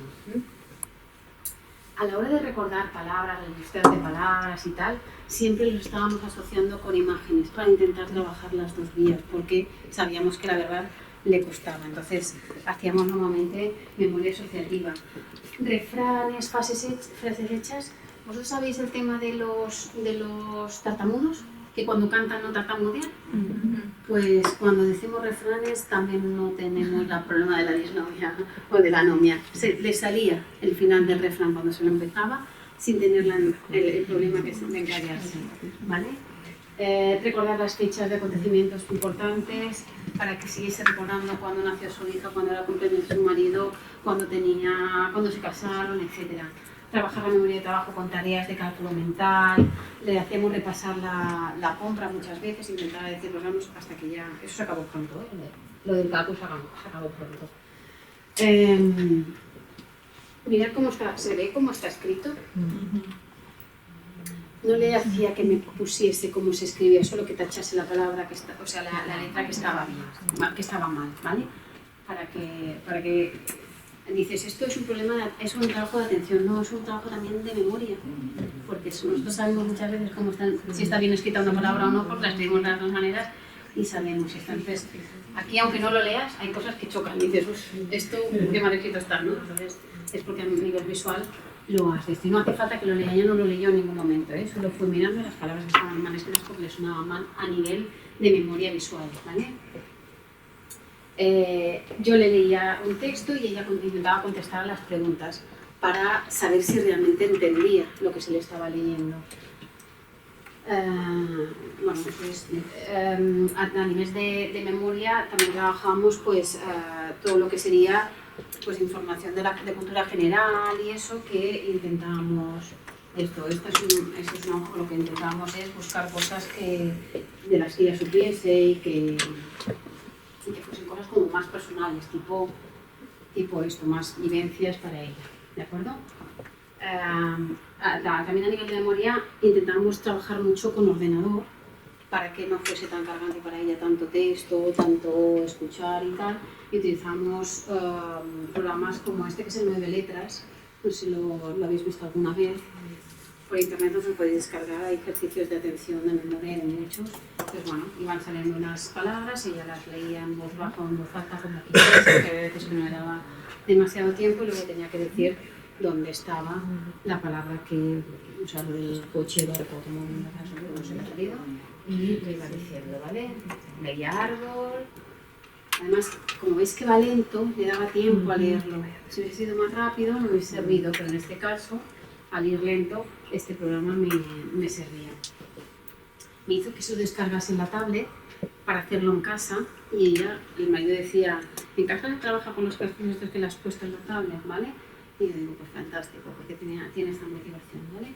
Este es otro, también de atención, o sea, y de memoria, miras los objetos de ellos, yo lo que hacía era, dime lo que hay. Entonces ella tenía que denominar un cascabel, un euro, un anillo, una pelota, y decía, acuérdate, porque ahora te va a desaparecer uno y me tienes que decir cuál es, ¿eh?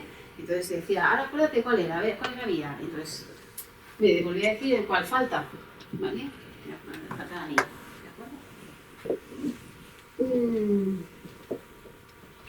A nivel de lenguaje, el abordaje terapéutico ya os he dicho que era como un poco más amplio y no solo trabajábamos a nivel lingüístico sino también a nivel comunicativo y trabajamos la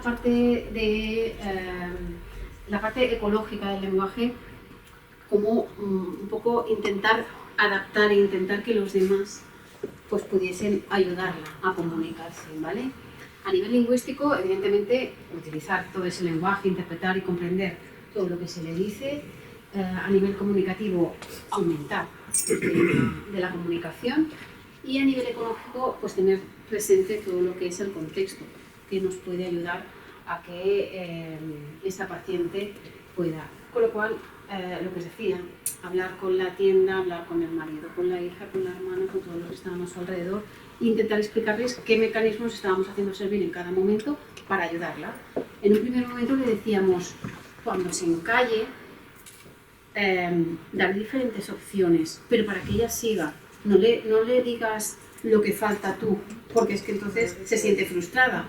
O sea, si yo me he encallado y estoy hablando de el domingo vamos a ir a... y tú sabes que el domingo vais a ir a comer fuera, entonces lo que tienes que hacer es decirle, Monse, vamos a ir al cine, vamos a ir a comer, vamos a ir a misa, no sé si me acuerdo hoy, y entonces cuando ella escucha lo que es cuando ella repite y lo podía hacer, ¿vale? Entonces yo les decía, no le acabéis la frase, y lo que hacía la familia normalmente era, el domingo vamos vamos al restaurante, ya te lo dije el otro día, que yo quería decirlo, ¿no? Y ella se quedaba con esa sensación de impotencia porque no podía decirlo. Entonces, fueron estrategias así. Luego era dile por dónde empieza la palabra, que de esto, o sea, voy a jugar con el perro, voy a jugar con el perro, ¿vale? Entonces, el poder decirlo ella le hacía. Y, bueno, era aquello de ir intentando trabajar diferentes cosas. Para trabajar la anomia, pues era esto que os estoy diciendo. Intentar que no haya esa angustia de ese que necesito decir o necesito hablar. Ella lo vivía muy mal. La angustia que le creaba el hecho de no poder comunicarse, y que le crea el hecho de no poder comunicarse, es una cosa que a mí me angustiaba también, ¿vale? Porque yo la veía que se ponía muy nerviosa cuando quería explicar si no le salía, ¿vale? Y ella le gustaba mucho viajar, y a través de ahí también hicimos mucho lenguaje, hemos trabajado mucho lenguaje. Mirar lo de la celebración familiar, lo de la hija, lo de los 18 años, la comida, los vestidos, los invitados, todo esto fue fantástico porque ella estaba súper motivada y tenía muchas ganas de hablar. Intentar trabajar siempre con material pensado para mantener su autonomía, los alimentos, la ropa, los objetos de casa, etcétera, que pueda ella hacer servir, ¿vale? Trabajar el lenguaje de las cosas que ella utiliza. ¿Qué más me da si se acuerda que es un dinosaurio? Si no lo va a utilizar a lo mejor en 5 años, ¿vale? Vamos a ver el lenguaje que utiliza en el día a día. Se le ofrecen estrategias compensatorias, como os he dicho. Al principio lo que intentábamos que hiciese circunloquios, o sea, yo no me acuerdo de la palabra casa, pero voy a intentar que seas capaz de decirme que voy a ir allí donde yo vivo, que está en un edificio y está en el tercero o segunda, ¿vale? Y entonces yo ya sé que ¿vale? O quiero ir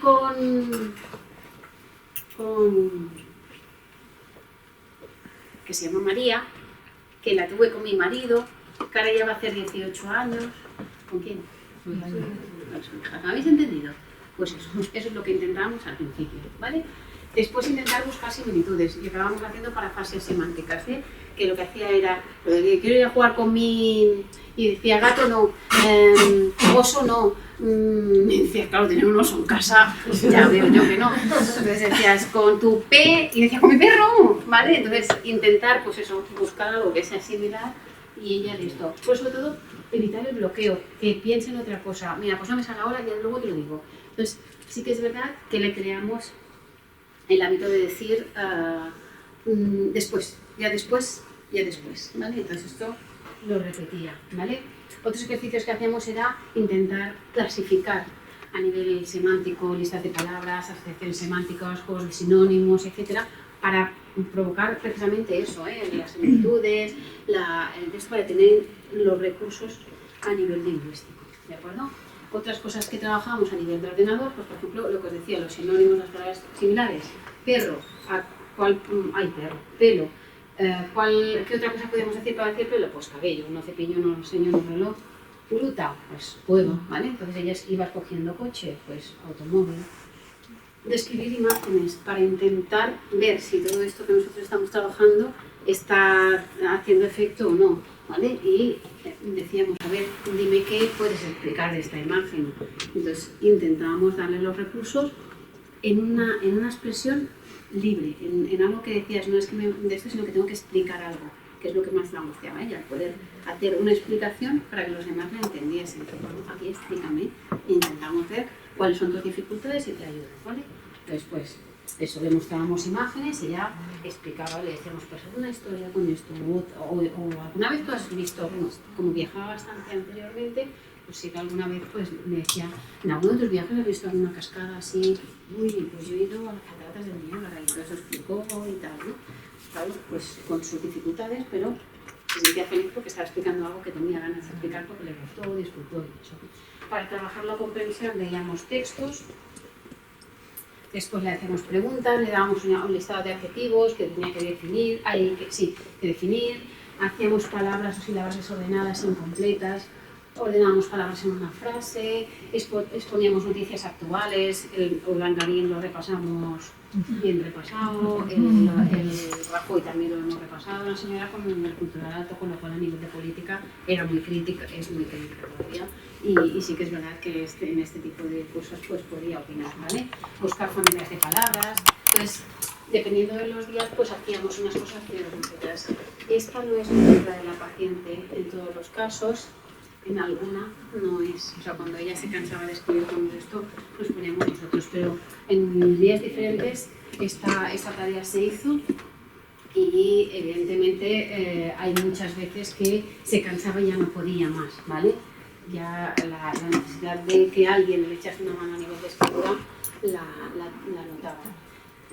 El problema a nivel de comprensión es, yo le digo unas frases y ya tienen que la hago pintar no para hacerle perder el tiempo, sino para trabajar las praxis y para saber si comprende. Y me doy cuenta que duda del color de las cosas. Las nociones cromáticas, el saber el color de una mesa, el saber el color, ella empieza a no tenerlo claro y duda cuando le digo el color, ¿vale? Se le varían a menudo los ejercicios porque tarda mucho en realizarlo, entonces lo que haces es, si tienes todas esas palabras para categorizarlas, lo que haces es le cortas. En un momento determinado dices, vale, solo estas, porque si no nos podemos pasar toda la tarde, ¿vale? Se le dan dos palabras que no recuerda después y se las tienes que ir recordando y tiene que construir una frase y en algunas te das cuenta que necesita ayuda. Lo escribimos nosotros, no lo escribe ella. Únicamente en este caso, que es escribir el nombre de los siguientes objetos, se le da ayuda en algunas, el resto lo hace sola y lo que hacemos es trabajar la escritura en castellano, porque en catalán es una señora con 53 años y al finalizó la escolarización en castellano. Pero el problema es que no es por la escritura, no es por la denominación, sino porque la praxis a nivel de escritura cada vez ha ido a peor y aquí ya no era capaz de escribir muchas de las cosas, ¿vale? Entonces decidíamos hacerlo más con ordenador y trabajamos en ordenar frases pues desde niveles más sencillos a niveles más complejos y lo iba haciendo bien, ¿de acuerdo? A partir de una palabra, por ejemplo, que es mariposa, tienen que encontrar otra que empiece por la misma sílaba. En esta ejercicio lo que nos dimos cuenta que en dos ocasiones lo intentamos, una se lo di para hacerlo en casa y me lo trajo, pero no con la última sílaba, sino con la última letra. No sé, era más fácil hacerlo con la última letra, ¿vale? En la segunda ocasión le dije no con la última sílaba y sí que me lo trajo con la última sílaba, ¿vale? Para trabajar las frases, lo que decíamos, sobre todo lo de la casa, lo de la comida, lo de la compra, lo de la limpieza, el maquillaje, la higiene personal y luego a nivel de escritura, pues el trazo, el poder reseguir, que no reseguía ya al final, laberintos, le creaba una ansiedad importantísima el hecho de no poder hacer un laberinto que fuese de aquellos súper sencillos para niños, no era capaz de seguir el camino, no tenía el trazo ya para seguir el camino a los últimos meses, ¿vale? Entonces dejamos de hacerlo, dejó de escribir, encajábamos piezas, ¿vale? Para trabajar las praxias lo que hicimos fue encajar piezas, ¿vale? Esto que os decía, no es capaz de seguir, por lo cual dijimos este estilo de ejercicio no lo podemos seguir haciendo. Planificación de actividades de la vida diaria, el supermercado, lo he explicado, la cocina, la lista de la compra que también lo he explicado, la resolución de problemas, el razonamiento verbal, la estimación temporal, ¿por qué? Claro, yo esta mañana por la mañana, planning para mañana, voy a hacer espagueti a la carbonara que me los ha pedido mi hija y después voy a ir a comprar y después voy a planchar un rato y después voy... Le decía, para. ¿Cuánto tardas en hacer todo esto? ¿No? Entonces teníamos que hacer consciente de todo lo que tardaba, porque la verdad es muy lenta. Entonces dices, no vas a hacer 4 cosas esta mañana por la mañana. Si quieres hacerlo en todo el día, las 4 esa, 2 por la mañana, 2 por la tarde y vamos a mirar cuáles de todos combinamos, ¿no? Pero eso sí que es verdad que teníamos que controlarlo, ¿vale? Planificar acciones, es una de las cosas que a ella le costaba. Entonces, bueno, pues hacíamos similitudes y luego hacíamos las cosas que eran de casa. Aquí en este caso también es planificación, pero de palabras. Ordena estas letras para ver qué palabras puede formar y puede formar pues todas estas, ¿de acuerdo? O lo mismo con esta, qué palabra forma estas letras, las ordenas, pues, vale, por ejemplo, y está hueso, ¿vale? Con números, clasificar los que son menores de 500.000, los que son entre 500.000 y 1.000.000, ¿vale? Lo hacía, pero señalando, ¿vale? Yo le dije, todos los que tienes que poner en esta columna, y vamos así, ya al final, con el azul, todos los que tienes que poner en esta columna, con el verde, entonces ponía azul, azul, no lo invento, azul, azul y azul, ¿vale? Ahora esta columna cambiaba de esto y hacía el verde. ¿De acuerdo? Nos adaptábamos. Ejercicios de asociación también para el trabajo del lenguaje, como os decía y tal, macarrones, harina, arena, cuchara, litro. Lo que teníamos que intentar era relacionar la primera palabra con alguna de las que sale en la parte inferior de la pantalla, ¿vale? Y en este caso, que el razonamiento es de las 3 palabras que hay aquí, ¿cuál no iría? No tiene sentido que vaya, o sea, no se pueden poner en la misma categoría semántica. Maleta, bolso, armario, pues armario no tiene nada que ver con la maleta y con el bolso. Barco, que es submarinista, pues, ¿qué es lo que no tiene que ver? El barco es submarinista, el de esto. Entonces, les preguntas también, porque hay veces que dices, hacen alguna asociación que dices, pues tiene sentido, igual no es la que yo pensaba, pero si lo explicas así, pues tiene sentido. Y también digo submarinista y pez porque nadan, digo, pues fantástico, ¿vale? Dice decisiones, toma de decisiones, que es lo que decíamos, le cuesta tomar decisiones, ¿vale? Pues le ponemos problemas, le planteamos posibles soluciones y ya tiene que decir qué es lo que haría en cada caso. El mejor modo de actuar ante situaciones, y también le vas dando alternativas. Establecer 4 maneras o criterios de clasificar esas palabras, pues los animales, que son mamíferos, los que son peces, los que tienen 4 patas, los que tienen cola, los que no tienen, yo qué sé, ¿vale? Entonces, intentar buscar estrategias para, ¿vale? Y en este caso, lo que os decía antes, ejercicios así que son más complejos, que ella hace el de sumar 2, restar 2, cuando te encuentres tal, y los iba haciendo, ¿vale? Escribir las horas que marcan en el reloj. Esto fue mi gran fracaso. No lo podía hacer, pero no lo podía hacer. Yo pensaba que solo era por la praxis y le decía, solo ponme el punto en la hora. No, es que tenía una agnosia ya, ¿vale? Entonces no, claro, al ser posterior, pues fue afectando y ya dejó de ser. ¿De acuerdo? Otras náuseas, reconocer objetos, iba haciendo. Entonces, también lo que intentaba yo al principio, cuando todavía no es decía, comunicación no verbal, todo lo que son palabras que no les haga, que haga el gesto, hacer el gesto. Si es una praxis alguna de esto, no puede hacer el gesto. No era una manera de hacerlo. En cualquier otro caso, podemos utilizar el que haga un gesto para, en este caso, no fue así, ¿vale? Entonces, a nivel cualitativo, pues hemos ido reduciendo el nivel de ansiedad y ya ha cambiado el humor porque estamos haciendo algo por ella. Acude a las sesiones súper motivada, verbalizaba que le ayudaba a desconectar de la rutina, que nos dimos cuenta también que utilizaba menos parafasias y menos palabras estas muy repetitivas, una pasada, quiero decir, ahora se queda más muda cada vez, demanda tareas que quiere trabajar más porque le gusta, entonces dice, vamos a hacer aquello de tal, y entonces se la pone, aumentan los errores perseverativos en los ejercicios de comprensión. Actualmente están preservadas las necesidades comunicativas básicas, pero de una manera muy adaptada, mucho. Ya veis que os digo que va con las fotos para comprar. La pronunciación de algunas palabras con sílabas trabadas es imposible, más que fotos no, ahora ya es imposible. La identificación de acciones está más preservada que la de objetos.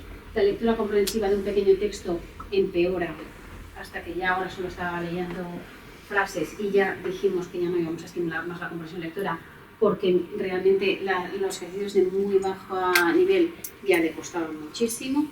La memoria de trabajo está perdida, necesita recurrir al papel, no puede memorizar y trabajar para después dar la respuesta, o sea, a nivel oral es imposible. Si tú le dices, dime palabras que empiecen por la letra K, te las va diciendo, pero si tú le dices otra cosa un poco más compleja, que tienes que poner el estímulo ahí delante, entonces ella lo va mirando y se lo va señalando otra vez para que lo intente hacer, si no, no sale. ¿Vale? Se sigue trabajando el orden de las palabras en una frase escrita, eso sí, presenta afectación de las secuencias temporales por falta de planificación, mantiene la capacidad de realizar asociaciones lógicas, tiene conciencia de los déficits igual que al principio, trabaja en casas ejercicios con la tablet, el uso de tiempos verbales todavía no está alterado, los aspectos fonológicos y sintácticos están intactos, el lenguaje espontáneo y fluente pero con muy poco contenido, o sea, ella intenta hablar pero al final acaba haciendo un lenguaje como muy social y ya está. Tiene también un lenguaje entrecortado, con silencios cuando encuentra una palabra que no sale y en la escritura ya la hemos dejado absolutamente abandonada. No es capaz de escribir los números ni seguir un trazo en un dibujo, también está afectada la escritura de letras, se trabaja con el ordenador, no controla el manejo del ratón, con lo cual la tablet con el dedo y el ordenador con el dedo, con el tiempo que ello implica. Y hemos comenzado a notar una cierta inestabilidad a la hora de la marcha, o sea que empezamos a tener apraxia de la marcha, ¿vale? Estas son las caídas dentro de nada, ¿de acuerdo? Y bueno, un trabajo en equipo y como conclusiones, la intervención farmacológica centrada en la estimulación cognitiva no produce normalización de nada de lo que vayamos a normalizar en enfermedades neurodegenerativas, pero sí que produce un enlentecimiento del deterioro cognitivo y funcional. Un tratamiento de estimulación cognitiva integral produce efecto terapéutico positivo, cognitivo y funcional a largo plazo. Inclusive, este puede mantenerse con posterioridad y tras la terapia. Y con esto, pues ya está. Si tenéis alguna pregunta.